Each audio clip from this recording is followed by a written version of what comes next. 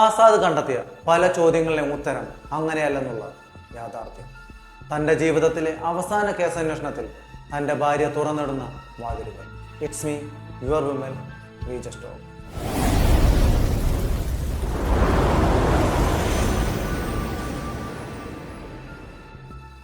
നിങ്ങൾ ഈ ചാനൽ ആദ്യമായിട്ടാണ് കാണുന്നതെങ്കിൽ ചാനലൊന്ന് സബ്സ്ക്രൈബ് ചെയ്ത് കാണുക. വീഡിയോ ഇഷ്ടപ്പെട്ടാൽ ലൈക്ക് ചെയ്യുക. നിങ്ങളുടെ അഭിപ്രായങ്ങളും നിർദ്ദേശങ്ങളും ഞങ്ങളുടെ കമൻറ്റ് ബോക്സിൽ രേഖപ്പെടുത്തുക. ഒരു ദീർഘനിശ്വാസത്തിൻ്റെ സഹായത്തോടുകൂടി ആസാദ് തൻ്റെ സംസാരത്തിന് ഒരു ഇടവേളയിട്ടു. ആ സമയം ആസാദിൻ്റെ മനസ്സിലേക്ക് ഈ കണ്ടെത്തലുകൾക്കൊക്കെ ഒടുവിൽ ബാക്കിയാവുന്ന ചില ചോദ്യങ്ങൾ തെളിഞ്ഞു വന്നു. തമിഴ്നാട്ടിൽ സർവം വികരിച്ച് നടന്ന ദൊരൈരാമൻ എന്തിനാണ് കേരളത്തിലെത്തിയത്? ഒരു മലയാള നോവൽ എഴുതാൻ തക്കവണ്ണം മലയാള ഭാഷയിൽ എങ്ങനെ പ്രാവീണ്യം നേടി? അവന് ആകെ കേരളവുമായുള്ള ഒരു ബന്ധം അവൻ്റെ ഒരു കോളേജ് മേറ്റ് മലയാളി എന്നുള്ളതാണ്. ഒരു ബിനു. തിരുവനന്തപുരത്താണ് നാട്. അയാളെ കണ്ട് കാര്യങ്ങൾ അന്വേഷിച്ച ശേഷമാണ് ആസാദ് മടങ്ങിയെത്തിയത്.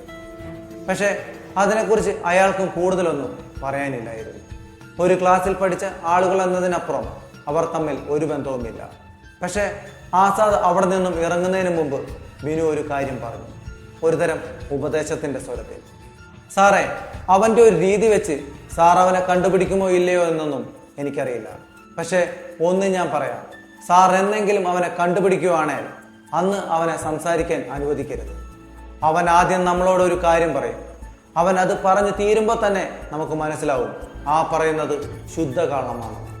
പക്ഷേ അവൻ രണ്ടാമത്തെ തവണയും അത് തന്നെ പറയും. ആ സമയം സ്വരം വേറെയായി. പിന്നെ അവൻ അങ്ങോട്ട് അത് പറഞ്ഞുകൊണ്ടേയിരിക്കും. അങ്ങനെ പറഞ്ഞു അവസാനം അവൻ ആ കള്ളത്തെ സത്യമാക്കും. സാറേ, അവൻ്റെ അണ്ണാക്കിൽ കിടക്കുന്നത് നാക്കല്ല, വേറെ എന്തോ ആണ്. ബിനുവിൻ്റെ വാക്കുകൾ ഒരുതരം വെല്ലുവിളി പോലെ ആസാദിൻ്റെ മനസ്സിൽ മുഴങ്ങിക്കേട്ടു. ആസാദ് സംസാരം തുടർന്നു.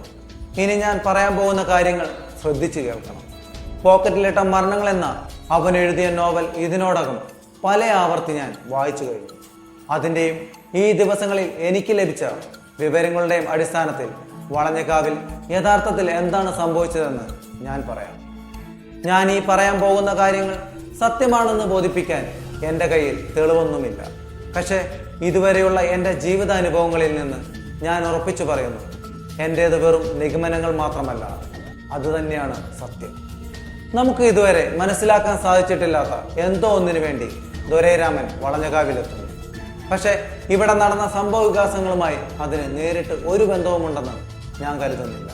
മെമ്പർ മുഖേന അവന് ആ വീട്ടിലൊരു താമസ സൗകര്യം കിട്ടുന്നു. വാടക തുക കണ്ടപ്പോൾ കൂടുതൽ കാര്യങ്ങളൊന്നും അയാളും അന്വേഷിച്ചിട്ടുണ്ടാവില്ല. കട്ടിലോ കസേരകളോ ഉപയോഗിക്കാത്ത ഒരു പ്രകൃതമാണ് അവൻ്റേത്. തറയിലാണ് ഉണ്ണുന്നതും ഉറങ്ങുന്നതും.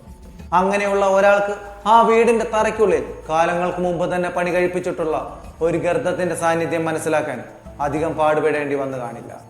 പോരാത്തതിന് റേഡിയോ ആക്റ്റീവ് എലമെന്റ് പുറപ്പെടുവിക്കുന്ന ശബ്ദ തരംഗങ്ങൾ അവന്റെ ശ്രദ്ധ പിടിച്ചുപറ്റുന്നതിന് കാരണമായിട്ടുണ്ടാവാം. ഏകാന്തത, ഭ്രാന്ത്, ആകാംക്ഷ. കഴിഞ്ഞ ദിവസങ്ങളിൽ ഞാൻ മനസ്സിലാക്കിയ ദൊരൈരാമൻ ഒരു സത്യമാണെങ്കിൽ നേരത്തെ പറഞ്ഞ ആ കോമ്പിനേഷനിൽ അവൻ ശരിക്കും പ്രശ്നക്കാരനാണ്.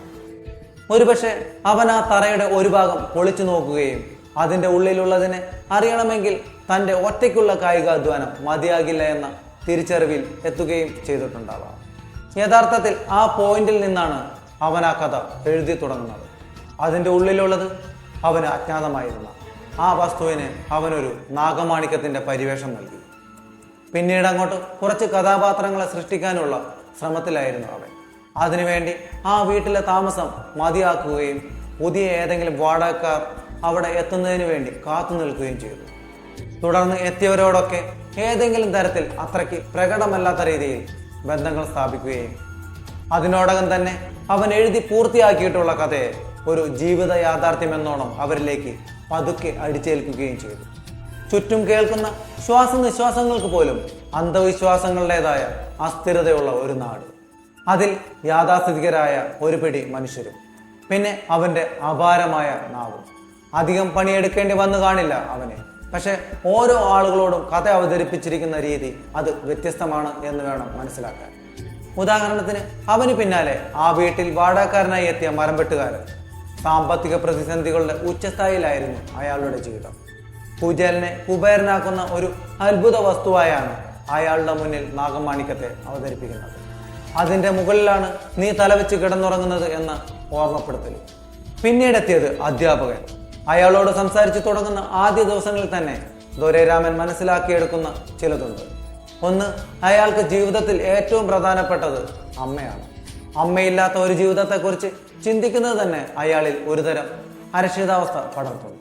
അയാൾക്ക് മുന്നിൽ നാഗമാണിക്യം അവതരിപ്പിക്കപ്പെടുന്നത് തുടർച്ചയായി ഉപാസിച്ചാൽ ദീർഘായുസ് വരദാനമായി നൽകുന്ന വിഗ്രഹം എന്നോണം. ദൊരൈരാമന്റെ നോവലിലും സമാനമായ കഥാപാത്രങ്ങളുണ്ട്. പണത്തിനും ദീർഘായുസിനും വേണ്ടി നാഗമാണിക്യത്തെ അന്വേഷിക്കുന്നവർ. പക്ഷെ അപ്പോഴും ദൊരൈരാമൻ അസംതൃപ്തനായിരുന്നു എന്ന് വേണം മനസ്സിലാക്കാൻ. ആ രണ്ട് കഥാപാത്രങ്ങളെ മാത്രം ഉപയോഗിച്ച് വിപുലീകരിക്കാൻ സാധിക്കുന്ന ഒരു കഥയായിരുന്നില്ല അവന്റെ മനസ്സിൽ ഉണ്ടായിരുന്നത്. അതിന്റെ ക്യാൻവാസ് അല്പം കൂടി വലുതായിരുന്നു. അങ്ങനെ അവനെ പിടിച്ചുകുലുക്കിക്കൊണ്ടിരുന്ന ഒരുപിടി ആശയക്കുഴപ്പങ്ങളുടെ നടുവിലേക്കാണ് ആ 8 സംഘം വരുന്നത്. അവസരങ്ങളുടെ ഒരു ആറാട്ടിനെയാണ് അവൻ അവരിൽ കണ്ടെത്തിയത്. തുടർന്ന് മനസ്സിൽ രൂപീകരിച്ചിട്ടുള്ള പദ്ധതികൾ പൂർത്തീകരിക്കുന്നതിന് വേണ്ട കൃത്യമായ ആളാണ്.